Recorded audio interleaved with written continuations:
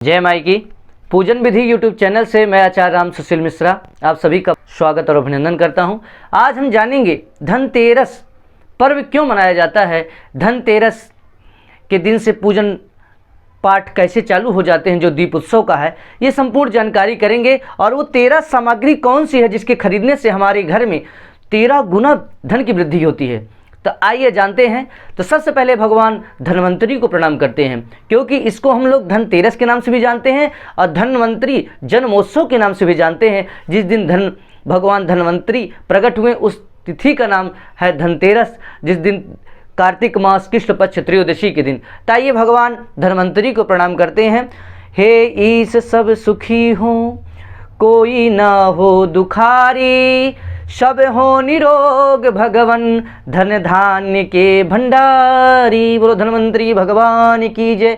अब क्यों धनतेरस मनाया जाता है, तो सर से प्राचीन और सर्वप्रथम इसका जो महत्व है वैदिक और पुराणों में, समुद्र मंथन में जब अमृत निकला था उसमें से भगवान धन्वंतरी का प्रकट हुआ था, जो अमृतमय कलश लेकर के प्रकट हुए थे। इसलिए इस दिन को, इस तिथि का नाम जो है, वो तिथि कौन सी थी, कार्तिक मास था, कृष्ण पक्ष और त्रयोदशी तिथि थी, इसलिए इसको त्रयोदशी के नाम से धनतेरस और धन्वंतरी जयंती के नाम से जाना जाता है। इसलिए हम लोग धनतेरस मनाते हैं। आइए जानते हैं कि धनतेरस में वो 13 चीज़ें सामान क्यों खरीदा जाता है। तो इसलिए खरीदा जाता है, जैसे बर्तन खरीदते हैं, कोई धातु खरीदते, क्यों, भगवान जो अमृत कलश लेके निकले थे तो इसलिए उस बर्तन में था, तो कलश था, इसलिए उस दिन से हमारे यहाँ सामग्री जो बर्तन हैं, बर्तन इत्यादि हैं, वो धातु आदि खरीदने की परंपरा चली आ रही है। आज से नहीं, प्राचीन काल से चली आ रही है।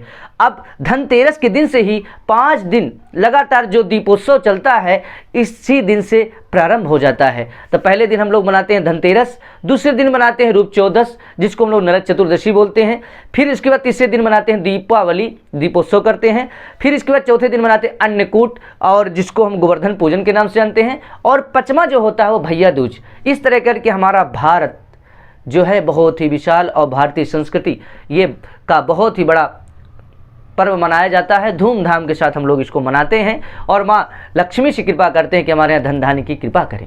आइए अब जानते हैं, अब आपको ये स्पष्ट हो गया कि धनतेरस और धन त्रयोदशी और धन्वंतरी जयंती क्यों मनाई जाती, क्यों बर्तन खरीदने की परंपरा है।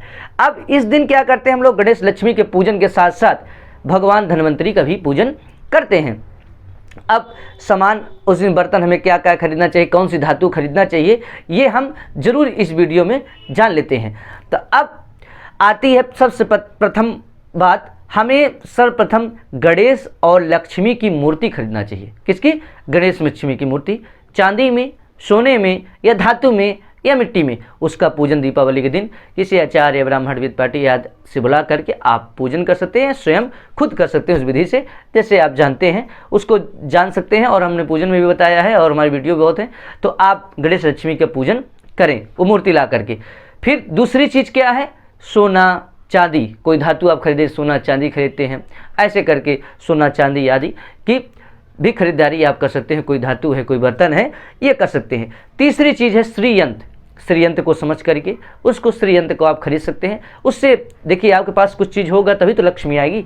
श्रीयंत्र एक बैंक है, समझ के चलिए, श्रीयंत्र है भगवती का, उसकी उपासना करने से धन की कृपा होती है। श्रीयंत्र आप खरीद करके उसकी पूजन कर सकते हैं दीपावली वाले दिन से अभिमंत्रित करवा करके, या स्वयं आप पूजन करिए। जब योगक्षेम लगे तब उसको किस ब्राह्मणों द्वारा उसको अभिमंत्रित करके और अच्छी तरह से पूजन करें, नहीं स्वयं करें, उससे भी धन की कृपा होगी। चौथी चीज़ है शंख। शंख की ध्वनि इतनी अच्छी होती है, आप देखते ही होंगे, उससे जितनी नकारात्मकता है वो दूर होती है, सकारात्मकता का प्रवेश होता है, इसलिए शंख का भी पूजन किया जाता है। और आप यहाँ तक देखते होंगे पंचमुखी आदि शंखों का वर्णन होता है, दक्षिणामूर्ति जिससे धन की कृपा होती है, तो शंख भी आप खरीद सकते हैं। अभी जो 13 सामग्री हैं, जो 13 सामान मैं बता रहा हूँ, इनमें से आप कोई भी चीज़ खरीद सकते हैं। ऐसा नहीं कि अगर आप नहीं 13 खरीद पाते तो कोई भी खरीद सकते हैं, अगर खरीद लेते हो तो अच्छी बात है।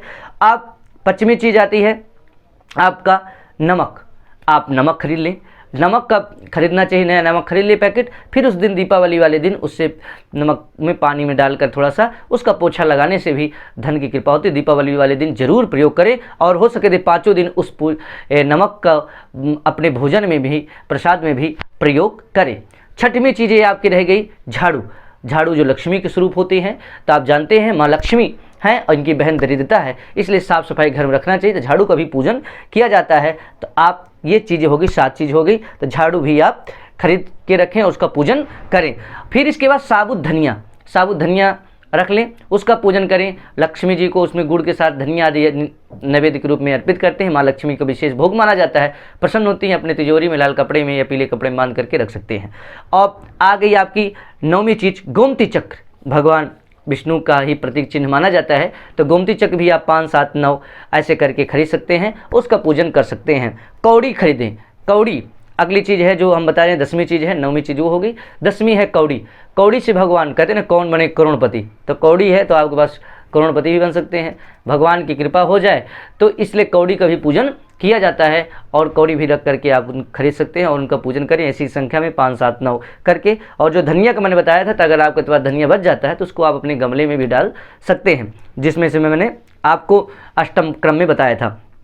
अब आपका आ गया रुद्राक्ष। रुद्राक्ष की माला रखें। भगवान शंकर जी की आयु क्या है, पंचमुखी, शतमुखी या एक मुखी है, या रुद्राक्ष की माला खरीद लें तो भगवान शंकर के साथ, अगर आपके पास धन है, अगर आप स्वस्थ नहीं रहेंगे तो फिर वो धन भी ठीक नहीं, इसलिए तो आप भगवान शंकर जी के लिए रुद्राक्ष खरीद लें। कोई तो रुद्राक्ष का धारण कर सकते हैं उसका पूजन करके। तो ये सब पूजन आपका दीपावली से प्रारंभ हो जाएंगे, धनतेरस से आप कर सकते हैं, यानी दीपावली वाले दिन जरूर करें, फिर इसका आप धारण करें। रुद्राक्ष हो गया। रुद्राक्ष के बाद अब आपका आ गया 12वां नंबर, दीपक। मिट्टी का दीपक आप खरीद लाएं, जो दीपदान चालू हो जाता है, आप लोग देखते हैं दीपदान करते हैं, तो मिट्टी के दिया आप खरीद लाएं तो वो दीपदान के काम आएगा, वो भी बहुत ज़रूरी चीज़ है। और दीपदान जब होगा तो फिर उसी दिन से केवल साल भर में एक बार ही पूजन होता है यमराज का, रात्रि में यम दीप दान कैसे करें, हमारे पास वीडियो है, जरूर आप देखें, बहुत ही अच्छी विधि से हमने बताया यम दीपदान में कैसा दीपक होना चाहिए, कैसे उसकी बत्ती होना चाहिए, ये हमने बताया यम दीपदान। तो ये 12 चीज़ें हो गई। और 13वीं चीज़ है कमल गट्टा। कमल का बीज, जो कमल फूल से निकलता है वो जो बीज, तो फूल से वो बीज बन जाता है, तो लक्ष्मी जी वो प्रसन्न होती हैं। तो 5, 7 ऐसे लाकर पूजन करें, उसको भी लाल कपड़े पीले में रखकर अपनी तिजोरी में रखें, उससे धन की वृष्टि होती है, धन की कृपा होती है, क्योंकि जब आपके पास कुछ साधन होगा चलने के तभी तो उससे मार्ग बना सकते हैं। तो इनसे प्रार्थना करेंगे तो निश्चित ही रूप से आपको लाभ होगा। तो यही जो 13 सामग्री मैंने आपको बताई है, 13 चीज़ें आपको बताई, इनको आप खरीद सकते हैं। अगर इनमें कुछ चीज़ नहीं ला सकते तो जो ला सकते हैं उनको लाइए और अपने यहाँ बढ़िया धन धान्य की कृपा करें और सुखमय जीवन रहे, ऐसी मंगल कामना करके यही भगवान धन्वंतरी से प्रार्थना करते हैं। हे ईश सब सुखी हों, कोई न हो दुखारी, सब हो निरोग भगवान धन धान्य के भंडारी। तो आपको निश्चित ही वीडियो ज्ञानवर्धक लगा होगा। अपने मित्र संबंधी तक अधिक से अधिक शेयर करें। पूजन विधि यूट्यूब चैनल को सब्सक्राइब करें फ्री में। और वीडियो देखने और सुनने के लिए आप सभी का बहुत बहुत धन्यवाद। और धनतेरस महापर्व, आगामी सभी पर्वों की ढेर सारी शुभकामनाएं। जय माई की, जय संस्कृतम, जय भारतम।